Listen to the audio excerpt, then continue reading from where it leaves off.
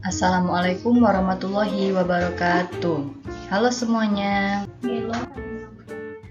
Perkenalkan, nama saya Julia Wulandari dengan NIM 2305107039. Di sini saya akan mempresentasikan PPT saya untuk memenuhi tugas dari mata kuliah Pengembangan Media dan Sumber Belajar yang diampu oleh Bapak Dr. Muhammad Isnaini, SAG MPD.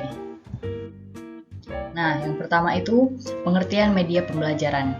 Media pembelajaran adalah alat atau segala sesuatu yang digunakan untuk menyampaikan informasi atau materi pelajaran agar pembelajaran menjadi lebih efektif, lebih menarik, dan mudah untuk dipahami. Dalam konteks pendidikan, media pembelajaran merujuk pada sebuah alat atau teknologi yang digunakan untuk menyampaikan informasi dan memfasilitasi belajar.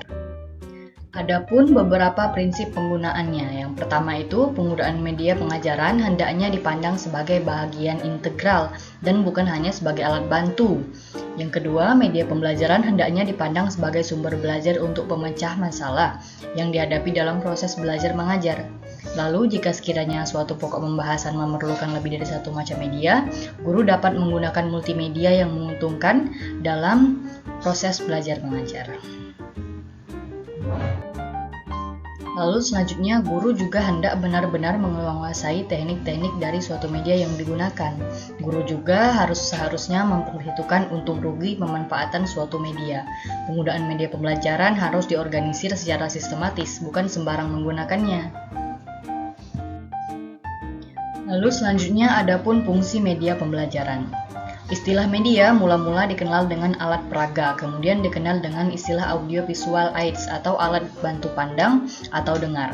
Selanjutnya disebut instructional materials atau materi pembelajaran, dan kini istilah yang lazim digunakan dalam dunia pendidikan nasional adalah instructional media atau media pendidikan, atau bisa disebut juga media pembelajaran.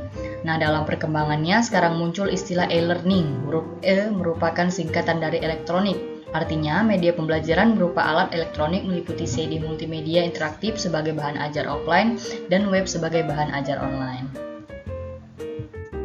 Levi dan Lenz pada tahun 1982 mengemukakan 4 fungsi utama media pembelajaran. Yang pertama itu ada fungsi atensi, yang dimana media visual merupakan inti, yaitu menarik dan mengarahkan pandangan siswa untuk berkonsentrasi kepada isi pelajaran yang berkaitan dengan makna visual yang ditampilkan. Yang kedua ada fungsi afektif, yaitu dapat meningkatkan kenikmatan siswa ketika belajar teks yang bergambar. Gambar atau lambang visual dapat mengubah emosi dan sikap siswa, misalnya informasi yang menyangkut masalah sosial atau ras.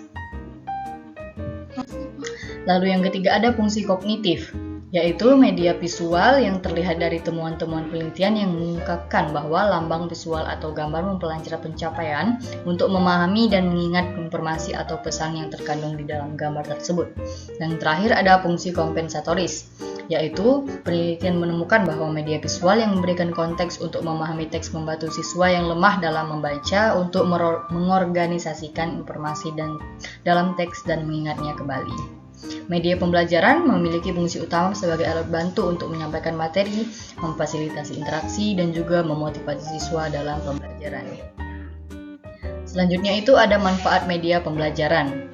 Nah, secara umum media pendidikan mempunyai kegunaan-kegunaan sebagai berikut, yang dimana yang pertama itu ada memperjelas penyajian pesan agar tidak terlalu bersifat verbalistis, lalu mengatasi keterbatasan ruang, waktu, dan daya indera. Misalnya, objek yang terlalu besar bisa digantikan dengan gambar, film, bingkai, atau model, dan objek yang kecil dibantu dengan proyektor, mikro, film bingkai, ataupun gambar. Gerak yang terlalu lambat atau terlalu cepat dapat dibantu dengan time-lapse atau high-speed fotografi. Nah, selanjutnya itu, penggunaan media pendidikan secara tepat dan bervariasi dapat mengatasi sikap pasif anak-anak didik. Dalam hal ini, media pendidikan berguna untuk menimbulkan gaya belajar, memungkinkan interaksi yang lebih langsung antara anak didik dengan lingkungan dan kenyataan, dan juga memungkinkan anak didik belajar sendiri-sendiri menurut kemampuan dan minatnya. Baiklah, sekian dari saya. Terima kasih. Mohon maaf bila ada kesalahan. Kepada Allah saya mohon ampun. Saya akhiri. Wassalamualaikum warahmatullahi wabarakatuh.